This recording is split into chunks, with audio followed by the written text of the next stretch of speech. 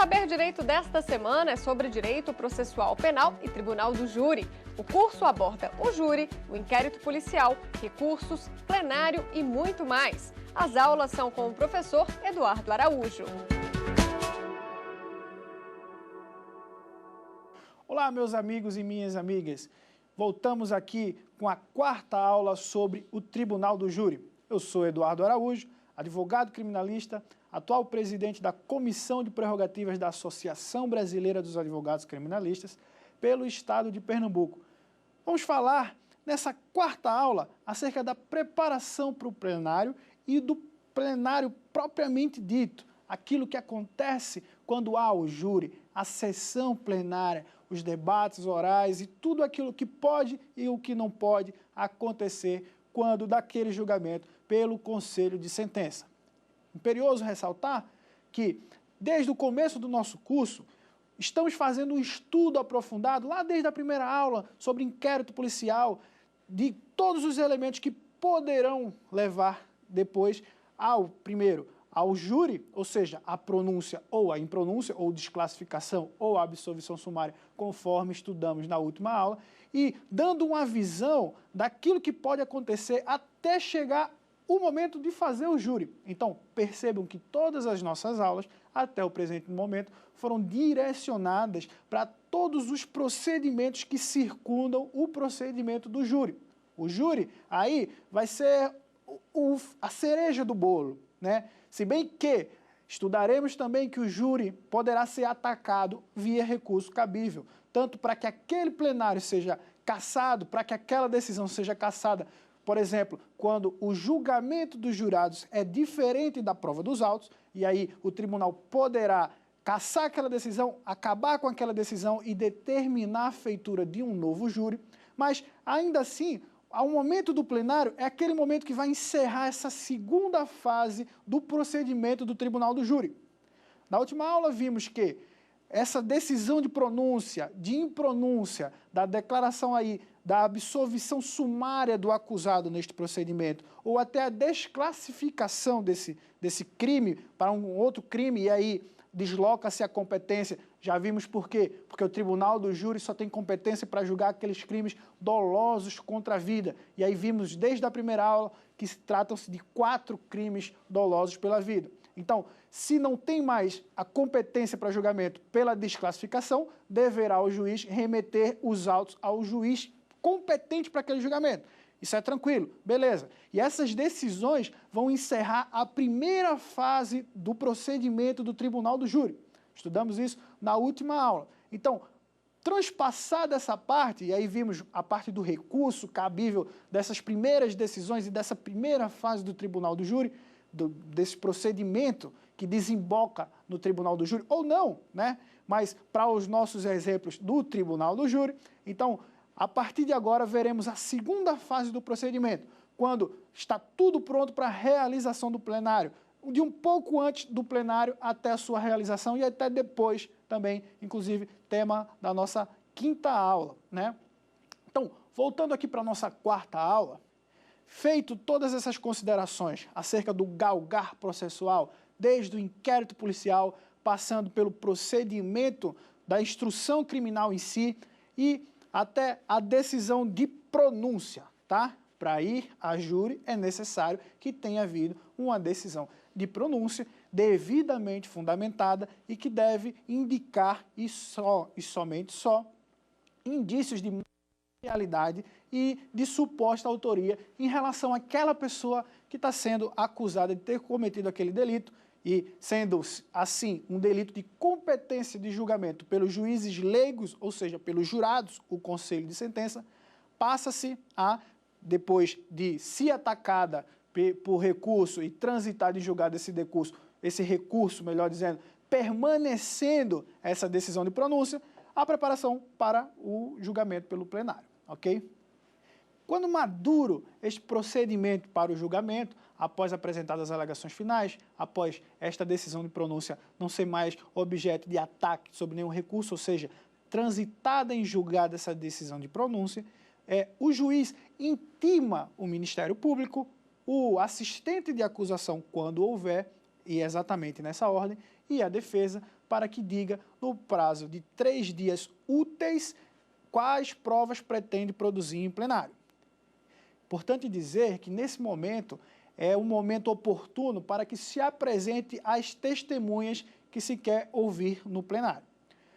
Com a alteração da forma de se fazer, inclusive a audiência de instrução e julgamento dos processos, com a gravação dos testemunhos dessas pessoas que são ouvidas no decurso do processo, facilitou bastante a vida de quem precisa ir ao plenário, seja o Ministério Público, seja a defesa ou a assistência de acusação.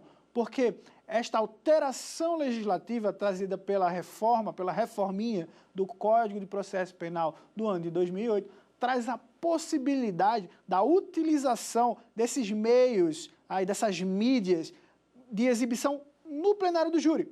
Então, a prova não precisa, então, preste atenção, não é que a prova não pode, a prova testemunhal não pode ser refeita, mas como ela está gravada, muitas vezes ela não precisa ser refeita, E aí fica a discricionariedade tanto da acusação quanto da defesa. Se achar por bem e for ótimo para a tese, tanto da acusação quanto da defesa, que seja ouvida novamente aquela testemunha que falou na fase processual ou até às vezes na fase de inquérito policial, se é interessante para aquilo que está sendo levantado, ela pode ser arrolada, sim, nessa fase, para que ela seja ouvida em plenário, tá bom? Prazo de 3 dias úteis. Outras provas também podem ser requeridas. E, preste atenção, os documentos que, porventura, precisem ser juntados a este processo, deverão ser juntados nesta oportunidade, sob pena de não poder se ventilar nenhuma menção a este processo que não esteja juntado nos autos 3 dias antes, 3 dias úteis antes a data de marcação do plenário. Mas por quê 3 dias úteis? Você não me falou na aula passada sobre plenitude de defesa e que vale praticamente tudo para a defesa do acusado em plenário? Mas vejamos, o Ministério Público, caso essa documentação tenha sido requerida e tenha sido juntada aos autos pela defesa, ou seja, uma prova que a defesa pretende produzir, o impeditivo legal, ou melhor, a determinação legal de que essa documentação seja acostada aos autos nesses 3 dias úteis antes que antecedem aí a data realmente da realização da sessão plenária, é para que não haja aí nenhuma surpresa, Vale dizer que essa determinação, ela vale tanto para a acusação quanto para a defesa. Ou seja, se a acusação desejar juntar documentos que serão utilizados durante a sua sustentação oral no plenário do júri, ela deverá fazê-lo no prazo impreterível de 3 dias úteis antes a data do acontecimento da sessão plenária, ok? E em relação a essa surpresa, e aí parte desse princípio da não surpresa, Não podemos ser pegos ali de surpresa quando da realização daquela sessão, porque o conselho de sentença ele não tem o domínio técnico do que acontece com o procedimento do tribunal do júri ou o procedimento legal do processo como um todo, Então, ficaria muito ruim, inclusive para o próprio jurado, entender o porquê que aquilo não foi juntado aos autos antes, ou até entender o teor daquele documento que está sendo acostado, Vale dizer que, falando de tribunal do júri, estamos falando de liberdade. E a liberdade é um bem muito caro, um bem jurídico tutelado pelo Estado e um bem muito caro ao próprio indivíduo.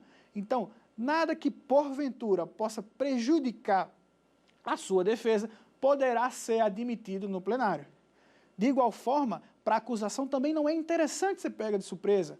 Até porque isso pode acarretar, por exemplo, na anulação do júri, ou então no seu adiamento, Então, isso não é interessante para ninguém. Então, é bom, e aí também partindo do princípio, aquele princípio de paridade de armas entre a defesa e a acusação, se faz necessário que toda a documentação, e aí seja mídia, seja papel, documento, recorte de jornal, o que quer que seja, o que se precise ser juntado àqueles autos e que tenha a ver com a defesa ou com a acusação, que vai ser sustentado oralmente no plenário, deve respeitar esse prazo para a juntada, de 3 dias úteis, volto a repetir.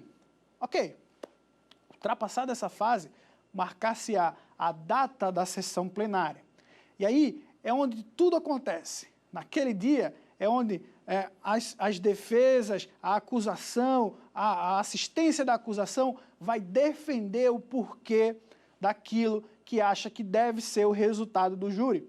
E vai apresentar para aqueles jurados, e deve sempre fazer isso, amparada nas provas que foram colhidas nos autos durante todo o período de instrução criminal, o porquê de sustentar aquela tese.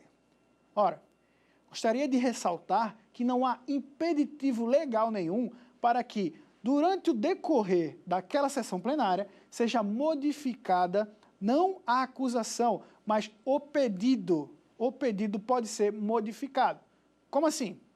Se a defesa vem sustentando a absolvição do réu e, de repente, no decorrer de alguma coisa que acontece no plenário, do interrogatório, ou da ouvida das outras testemunhas, ou de alguma posterior prova que tenha sido juntada aos autos, a defesa decide trocar a sua tese para desclassificação. Isso é plenamente possível. Isso é plenamente possível. Não há óbice nenhum, não existe impedimento legal para que haja essa substituição quando da sustentação da defesa do acusado em plenário. Lembramos que aquela defesa que é feita dentro da primeira fase do procedimento, aquele procedimento que é encerrado, neste caso, pela decisão de pronúncia, aquela defesa que foi produzida ali, seja com a resposta à acusação, seja com demais produções, requerimentos de provas, ou até as alegações finais, pode destoar daquela defesa que vai ser sustentada em plenário. De igual forma, a acusação também não está adstrita a manter tudo aquilo que ela vinha sustentando dentro da alegação. Isso é muito interessante, porque o que eu estou fazendo aqui, o que eu estou falando aqui para vocês, não quer dizer que vai haver uma modificação na denúncia do Ministério Público. O fato não é esse. Ele tem que se ater aos termos da denúncia. Só que, dentro da sessão plenária, mesmo que durante essa primeira fase de instrução do processo, ela tenha sustentado ali uma condenação, até as alegações finais, pode ser visto, igualmente acontece com a defesa, que durante a realização daquela sessão plenária, pode aparecer algum elemento que dê conta, por exemplo, de uma causa extintiva da punibilidade, como uma legítima defesa. E pode o Ministério Público, sem nenhum milindre e sem nenhum impeditivo legal, requerer que o corpo de jurado, o corpo de sentença, reconheça a presença daquela causa que vai extinguir a punibilidade do réu, afastar a punibilidade do réu e, assim, o declarar inocente.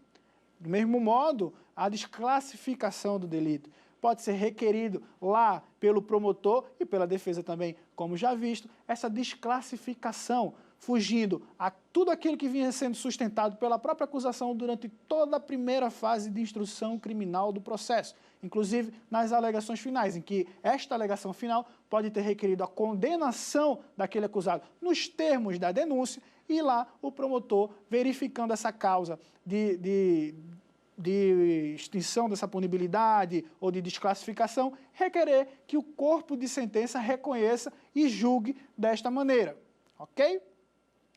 Passada essa fase, e aí já iniciando e entrando nesse procedimento mágico do plenário, temos que o presidente do plenário é sempre o juiz togado, ou seja, o presidente do plenário é o magistrado responsável pelaquela vara do tribunal do júri. Existem comarcas em que existem mais de um tribunal do júri naquela mesma comarca, né? Existem outras comarcas em que só existe um tribunal do júri. E existem ainda terceiras comarcas em que o tribunal do júri existe a vara única, né, em que o tribunal do júri é dentro daquela vara que julga, por exemplo, os feitos criminais não afetos ao tribunal do júri. E, às vezes, até outras demandas de outra natureza, como cíveis, como eu já falei para vocês nas outras aulas. Mas, ainda assim, e falando agora do início do procedimento, o início do procedimento começa com o alistamento dos jurados, tá? O corpo de sentença vai ser formado por essas pessoas que voluntariamente se alistam para participar dos julgamentos e para essas pessoas é exigida a idade mínima de 18 anos e que não respondam nenhum processo criminal e que tenham essa idoneidade moral e como é uma coisa voluntária, que tenha esse desejo de participar, né? Nós que fazemos muito tribunal do júri, vemos que a maioria das pessoas que se alistam são os funcionários públicos, porque a estes é dispensado o dia de trabalho e aí a participação em plenário de júri, como jurado no conselho de sentença, pode emprestar a essas pessoas, e não só aos funcionários públicos, a qualquer pessoa que do tribunal do júri, do conselho de sentença, participe, por exemplo, um critério de desempate em um concurso público. Então, muita gente tem procurado se alistar para participar das sessões plenárias do tribunal do júri, a fim de conquistar essa benesse, essa causa de desempate.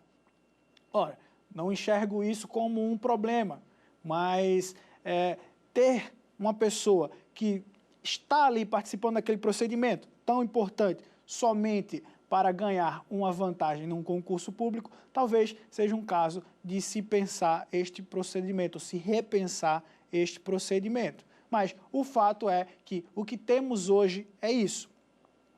A própria lei, em relação aos jurados, elenca algumas situações em que jurados que detenham essa qualidade não podem participar juntos do mesmo conselho de sentença. É o caso da esposa e do marido, da mãe, do pai, em relação ao filho ou à filha.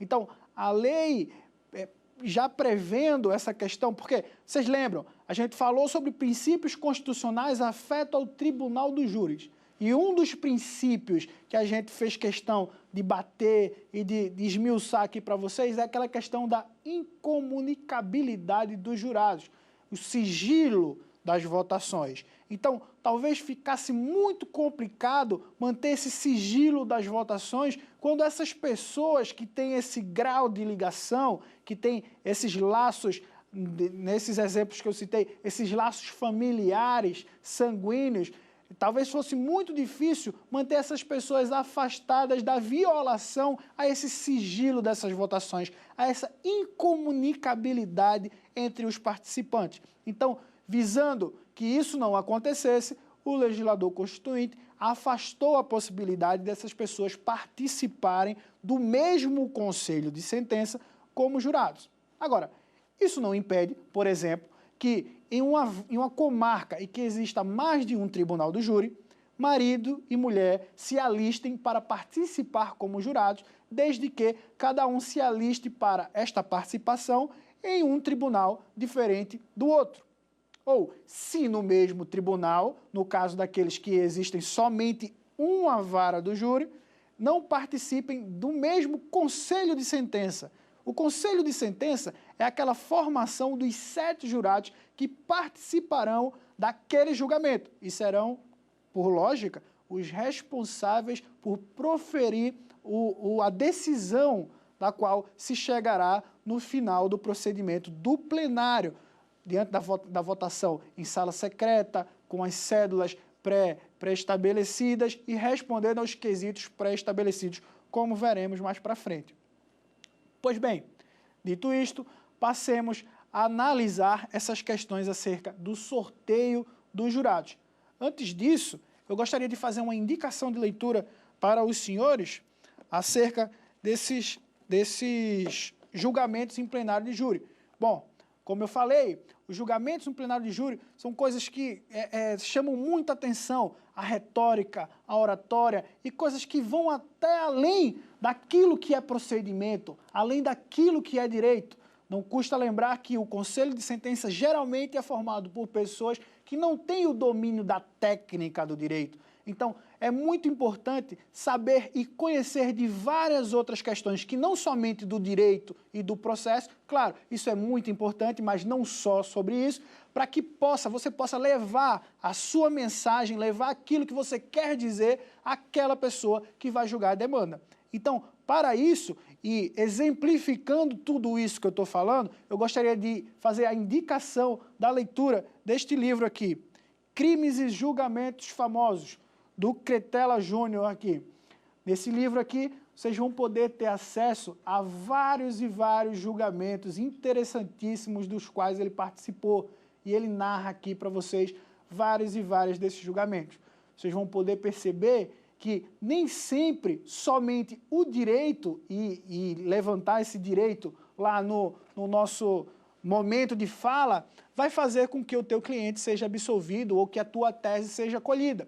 Muitas vezes é necessário entender, por exemplo, as questões que circundam aquele processo. Por exemplo, se há um crime de muita repercussão naquela área, então talvez seja melhor procurar uma outra alternativa. Talvez, se a pessoa que restou morta era uma pessoa que não gozava muito da amistosidade das pessoas da cidade, por já ser conhecida, por exemplo, por ser uma pessoa causadora de problemas e que o acusado ali só agiu em sua legítima defesa, talvez a abordagem seja outra. Então, são coisas que fogem, tem vinculação em muitos pontos com a técnica do direito e a técnica que vai ser levada para os jurados, sim, mas tem coisas que vão fugir um pouco dessa técnica do direito, a fim de que você consiga levar para o jurado a informação que você quer passar e consiga vender essa sua ideia.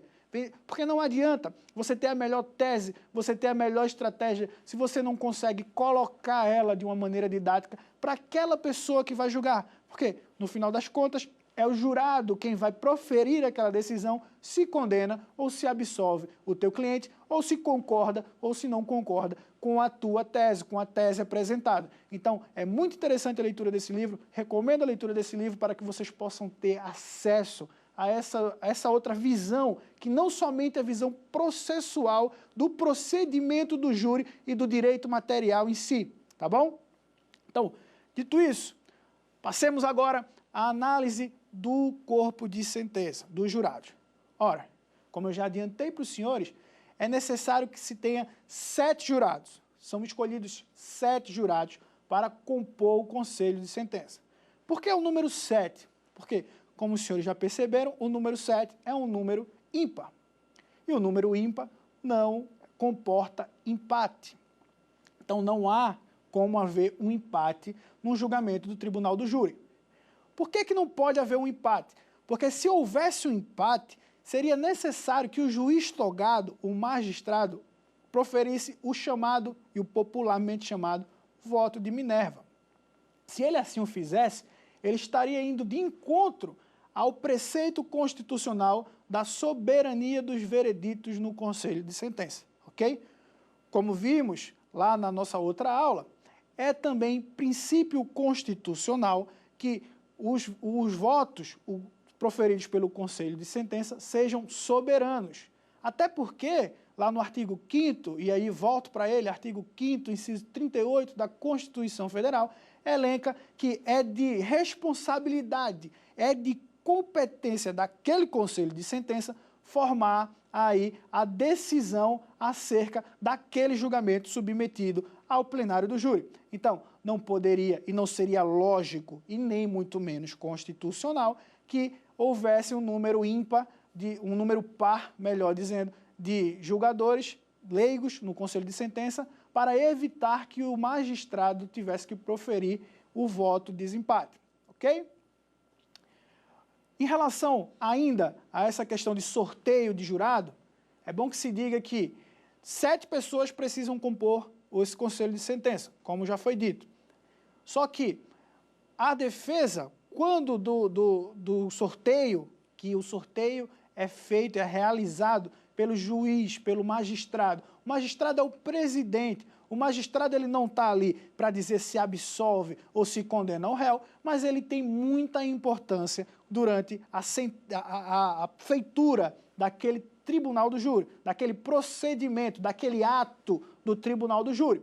Como eu já falei, ele é o presidente, ele preside esta sessão.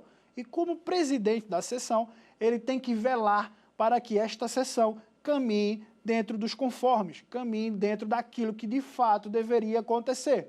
E esses procedimentos técnicos, por exemplo, o interrogatório do acusado é feito pelo juiz-presidente. A oitiva das testemunhas é iniciada pelo juiz-presidente. As perguntas que, porventura, os jurados queiram fazer, tanto a defesa quanto a acusação, quanto ao próprio acusado e a todos os atores que, porventura, participarem desse ato de feitura do plenário do júri, deverão ser feitas, formuladas diretamente ao juiz-presidente.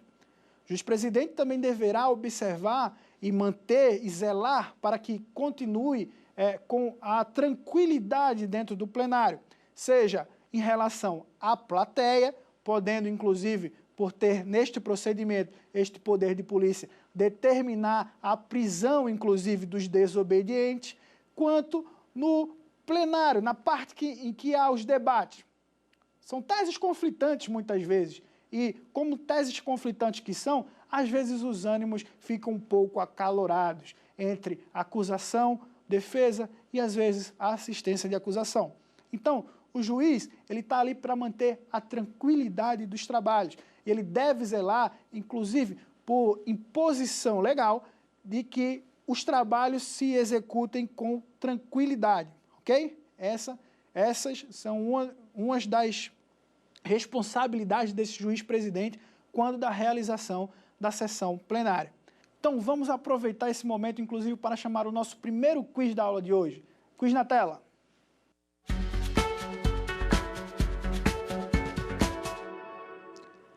As partes deverão juntar provas e documentos até, letra A, 3 dias úteis, letra B, 5 dias úteis, letra C, 8 dias úteis ou letra D, 10 dias úteis. Ora, lógico, a resposta correta é a letra A, 3 dias úteis.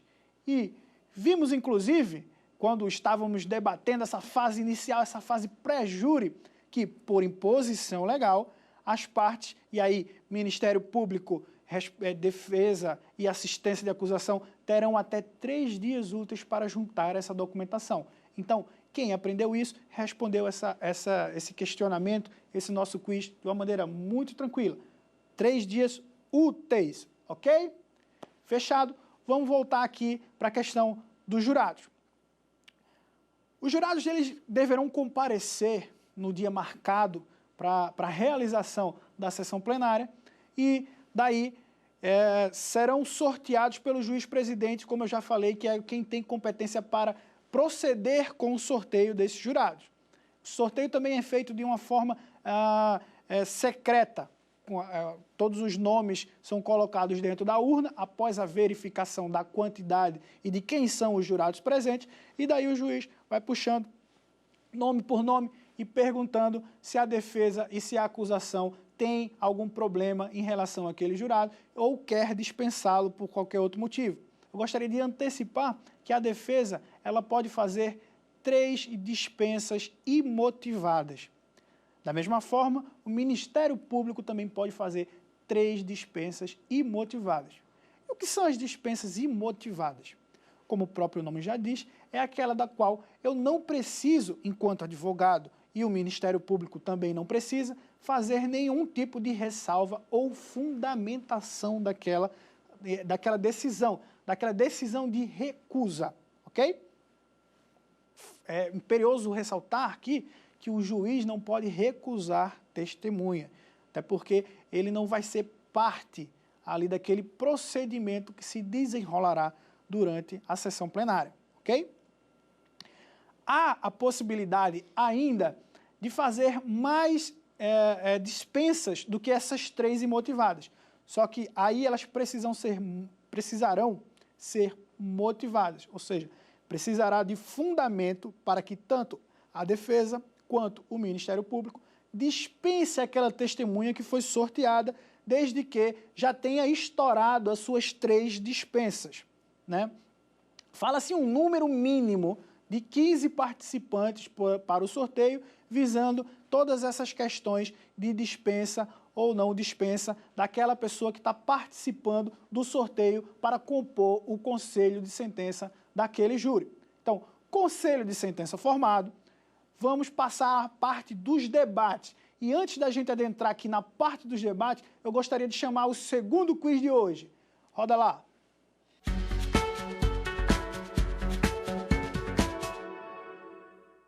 São impedimentos para compor o mesmo conselho de sentença, exceto, letra A, tio e sobrinho, letra B, primos, letra C, marido e mulher, ou letra D, sogro e nora. Por óbvio, a resposta correta é letra B, primos. Pois bem, como visto, não existe nenhum impeditivo legal, e vocês lembram que a nossa pergunta ali era no sentido de qual é a exceção a essa regra? E a exceção é que os primos podem compor o mesmo conselho de sentença, porque, como eu falava agora no começo, não existe nenhum impeditivo legal que os primos participem de um mesmo conselho de sentença, ou seja, daquele conselho de sentença que está sorteado ali para aquela data, para aquele local, para julgar o mesmo caso. Então, não existe esse impeditivo de que os primos participem desse mesmo conselho de sentença. Ótima pergunta que reforça aí o que a gente acabou de estudar sobre os jurados. Sorteados os jurados, começa a fase de interrogatórios, de se ouvir as testemunhas. Lembrando que a fase de interrogatório e de ouvida de testemunha que ocorre no plenário do júri é idêntica àquela que ocorre no período de instrução do processo, tá? A gente lembra que, sempre que possível, nos crimes dolosos contra a vida, para se ouvir, quando é possível, o ofendido primeiro, ou seja, a vítima ou a suposta vítima, e nesse procedimento do tribunal do júri reproduz o mesmo que foi feito lá naquela fase de instrução do processo, na primeira fase do procedimento do tribunal do júri. Então, neste segundo momento, também é ouvido o ofendido quando possível, depois as testemunhas de acusação, ou seja, as testemunhas que o Ministério Público arrolou, depois as testemunhas arroladas ou indicadas pela defesa técnica do acusado e, por fim, passar-se-á ao interrogatório do acusado, ok? Lembrando que, da mesma maneira que acontece lá naquela fase do processo, da primeira fase do procedimento do tribunal do júri, o acusado, ainda no plenário do júri, caso ele esteja lá, poderá não falar nada acerca das perguntas que lhe foram feitas.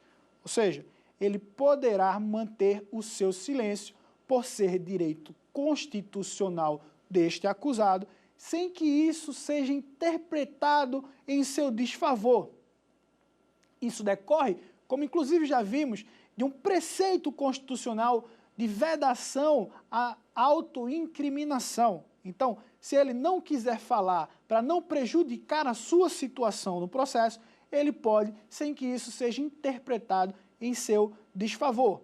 E por que não será interpretado em seu desfavor? Porque muitas vezes, e muitos advogados, inclusive eu já precisei fazer isso, preferem que aquele cliente não fale naquele momento. Porque bem sabemos que é um procedimento que vai decidir a sua vida. E às vezes ele está tão nervoso, mas tão nervoso, que ele é até inocente, mas ele pode colocar tudo a perder. Então, é muito mais inteligente, em alguns casos, que o acusado se mantenha calado, principalmente se ele já tiver falado na fase de instrução do processo, sem que isso, pelo princípio constitucional da vedação à autoincriminação, ou seja, ninguém é obrigado a produzir provas contra si, bem como por essas questões mais pertinentes à própria prática e estratégia da defesa, se manter calado. E esse assunto é tão sério, mas tão sério, que inclusive o próprio promotor de justiça não pode utilizar isso em sua sustentação oral, quando a sua fala para o conselho de sentença como algo que desabone ou que desmereça o acusado, ou, pior ainda, que confirme aquelas acusações que ele está sustentando. Ou seja, o silêncio do acusado não vai poder ser utilizado contra ele nem pelo promotor de justiça quando a realização da sua sustentação oral. Inclusive, e aí composto o corpo de sentença após a votação, após verificadas as dispensas e após visto se há causas de impedimento de algum jurado, dar-se-á aos jurados cópia da decisão de pronúncia e das decisões que decidirem e versarem sobre a liberdade, ok?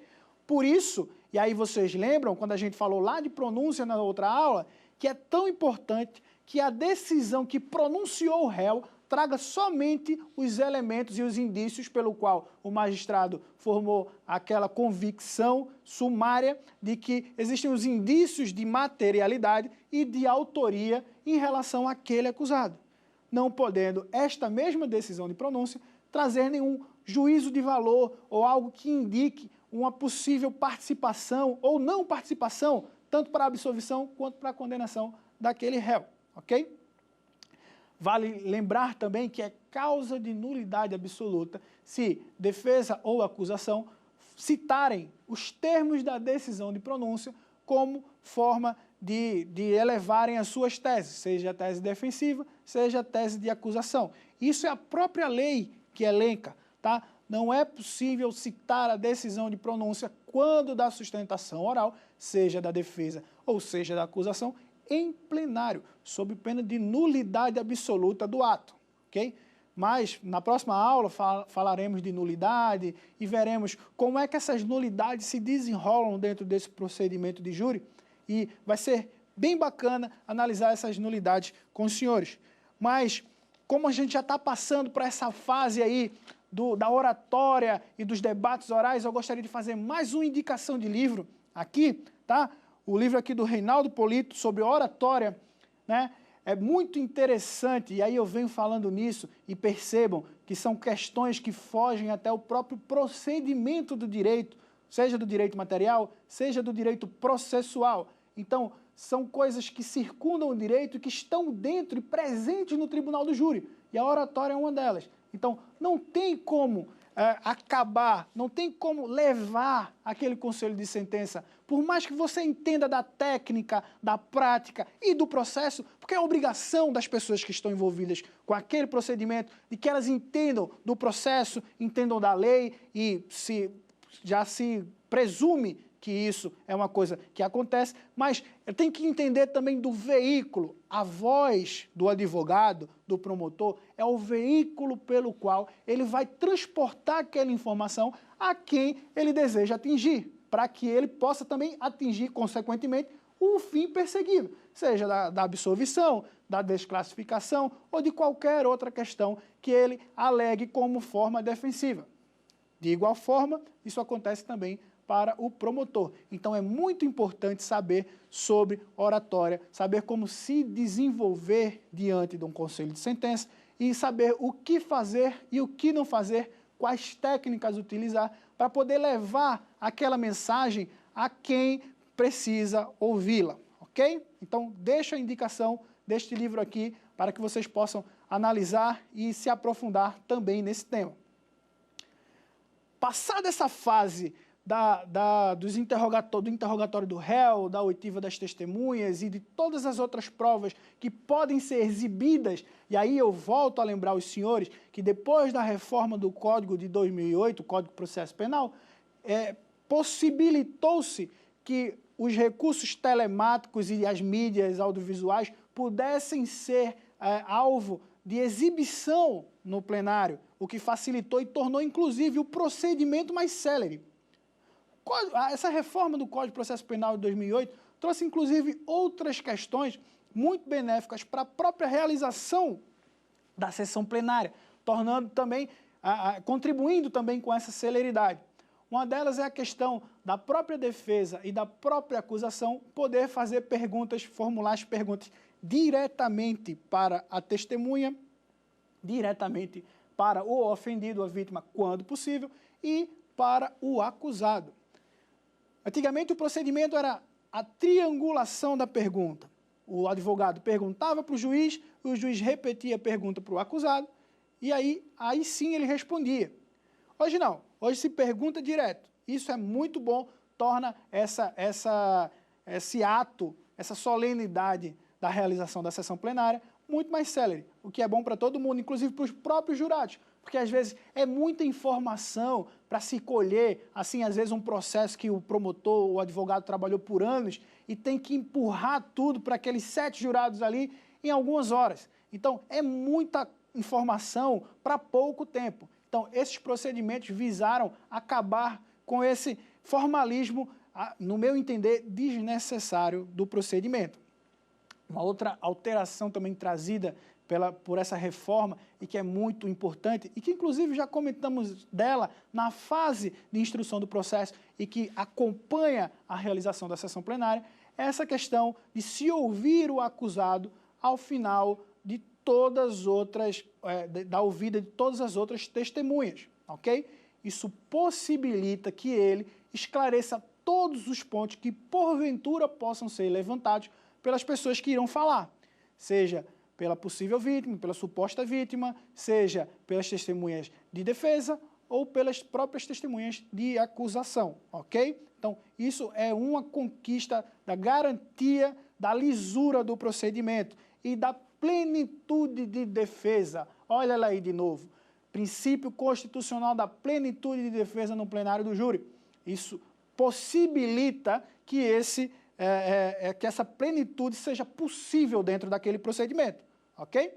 Então, a plenitude de defesa, ela se demonstra no procedimento do Tribunal do Júri, também pelo interrogatório do acusado ao final de todas as outras ouvidas, ok? Inclusive, isso acaba com uma discussão acerca de se o procedimento de oitiva, de interrogatório desse acusado seria meio de prova ou não, ou prova defensiva ou não. Então, isso encerra essa questão, ok? Então, passado esse procedimento inicial acerca de escolha de jurado, interrogatório, ouvido de testemunha, reprodução dos laudos periciais ou dos próprios testemunhos que foram colhidos durante a fase de instrução do processo, lá na primeira fase do procedimento do júri, passa-se aos debates, ok? Os debates eles serão procedidos da seguinte forma: o Ministério Público, em caso de somente um acusado, terá 1h30 para defender oralmente as suas razões. Terá 1h30 para falar acerca do que acha sobre aquele processo e pedir aquilo que for, que se coadunar com a pretensão perseguida pelo Ministério Público. De igual forma, a defesa também terá 1h30 para combater ou não aquelas questões suscitadas pela acusação, ok? Há também a possibilidade, após essa primeira fase de debate, encerrada essa primeira fase de debate, de haver a réplica. A réplica é o Ministério Público, após falar a defesa, voltar para sustentar novamente, ou seja, para contrapor aquilo que foi dito pela defesa. Há de se dizer que a réplica não necessariamente precisa ser utilizada pelo promotor de justiça. Em muitos casos, ele pode dispensar a réplica. Havendo réplica, é dado ao advogado a possibilidade de ir à tréplica, que também é uma maneira de contrapor mais uma vez ou de ponderar aquilo que acaba de ser dito em réplica pelo Ministério Público. Importante dizer que só há tréplica se houver a réplica, mas que nenhuma das duas é obrigatória, ok? Diga-se também que o Ministério Público poderá utilizar de mais 1 hora quando da sua sustentação, ou seja, a sustentação inicial passa de 1h30 para 2h30, se houver mais de um acusado, ok? De igual forma, a defesa também terá 2h30 para falar, caso haja mais de um acusado. Se houver duplicidade de advogados ou multiplicidade de advogados em relação aos acusados, estes deverão combinarem como farão com o tempo, dividir esse tempo entre eles, ok?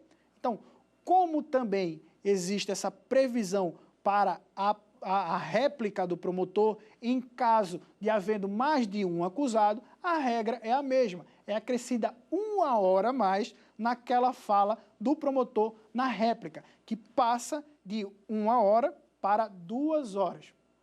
Mesma coisa acontece com a tréplica, caso os advogados, nesse caso em que há multiplicidade de acusados e de advogados, passa a contar com mais 1 hora, ou seja, também 2 horas para a tréplica, que deverá ser dividida entre esses advogados, igual acontece na primeira fase dos debates, ok?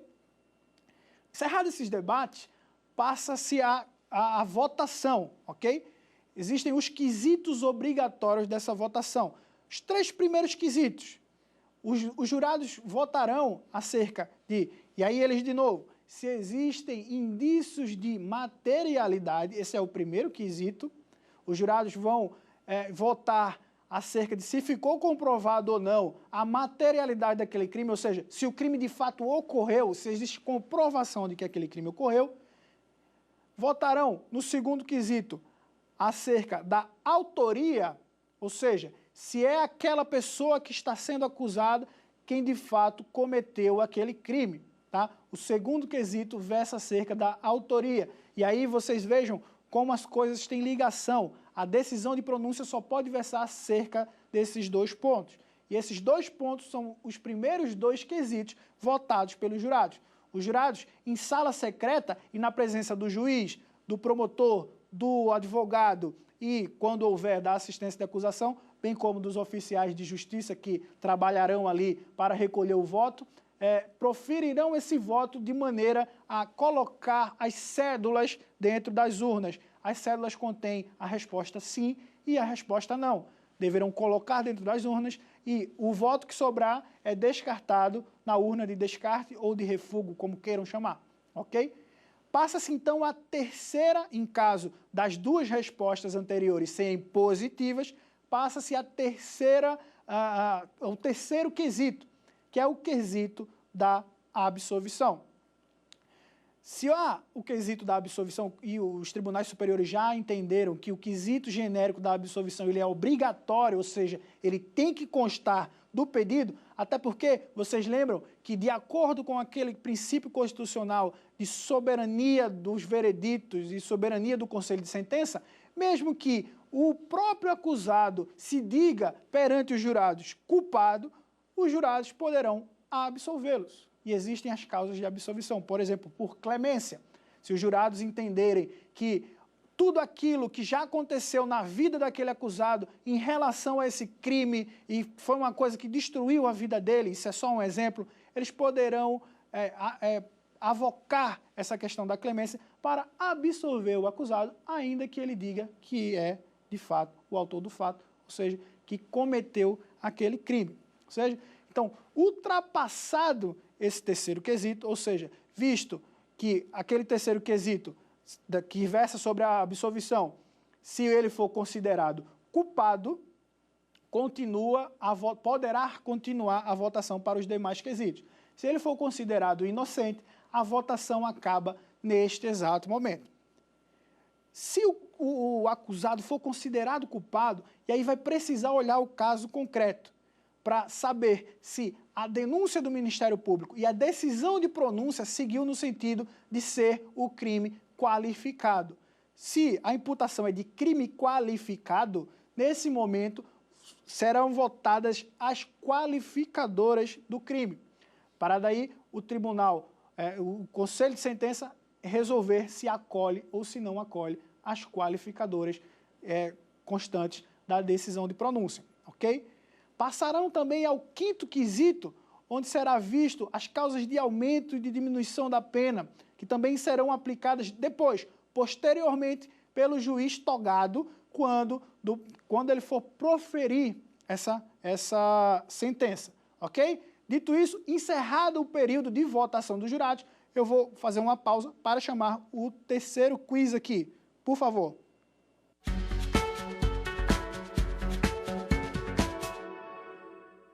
Quanto aos quesitos, marque a alternativa correta. Letra A. As respostas serão por escrito, de próprio punho, determinando as motivações do voto e dirigidas ao juiz. Letra B. Serão sigilosos. Letra C. Não admitem impugnação. Ou letra D. Serão respondidos com sim ou não apenas pelo princípio da íntima convicção. Então, a resposta é a letra D. E aí a resposta é a letra D com base em tudo isso que a gente acabou de falar. Os jurados, eles votam com as cédulas sim ou com a cédula não. Então, os jurados, eles não precisam fundamentar a decisão deles. Então, diferente do que acontece com o magistrado, diferente do que acontece com o juiz, que toda manifestação do juiz dentro do processo, seja um processo de júri ou não, um processo de competência de julgamento da vara criminal comum, o juiz precisa fundamentar essa sua decisão. Tal imposição não se revela ao jurado, que só vai votar com sim ou não, ok? Então, concluída essa fase de votação, geralmente é feita em sala especial ou sala secreta e na impossibilidade ou na falta de algum local congênere e que possa suprir essa necessidade, o juiz presidente do tribunal mandará esvaziar o plenário, ficando somente aquelas pessoas que eu já citei, o próprio juiz, os jurados, Ministério Público, defesa, assistência de acusação quando houver e alguns serventuários para auxiliar no trâmite do colhimento daqueles votos. E aí, a sala secreta é feita ali, naquele momento. Terminar de contar dos votos, sobretudo no que se refere ao terceiro quesito, e aí vocês vão lembrar da outra aula que, para garantir esse sigilo das votações, quando se alcança a maioria dos votos, não se conta o restante dos votos, justamente para não dar conta de que foi, por exemplo, a unanimidade, né? Senão, estaríamos frustrando esse princípio constitucional da garantia do sigilo dessas votações proferidas pelo Conselho de Sentença. Então, depois de concluída essa votação, o juiz passa a confeccionar a sentença. Lembra do que eu falei? De que ele não é o responsável por saber ou por decidir se condena ou se não condena, mas ele é responsável por algumas outras coisas dentro do procedimento do plenário do júri? Pois bem, uma das coisas que ele é o responsável é pela confecção da sentença. De posse da decisão dos jurados, sabendo se absolve ou se não absolve, se reconhece ou se não reconhece as qualificadoras, ou qualquer outra causa de extinção da punibilidade ou que afasta essa culpabilidade do réu, enfim, de posse de todas aquelas questões que foram votadas e que, logicamente, foram aventadas tanto pela defesa quanto pela acusação nas suas sustentações orais, o juiz passará a redigir ou a determinar que se redija a sentença naqueles termos colhidos pela votação do Conselho de Sentença, ok? Então, passará o juiz a determinar, por exemplo,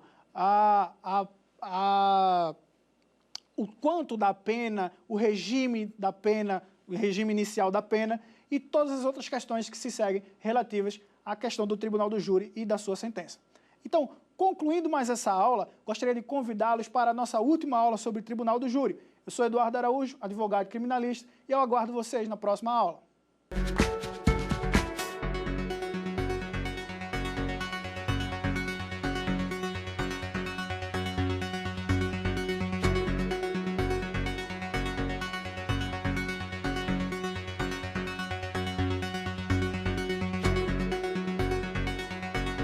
Ficou com dúvidas? Então mande um e-mail pra gente, saberdireito@stf.jus.br, ou entre em contato pelo nosso WhatsApp. O número é este que aparece na sua tela. Você também pode estudar pela internet. Acesse tvjustiça.jus.br ou reveja as aulas no nosso canal do YouTube, TV Justiça Oficial.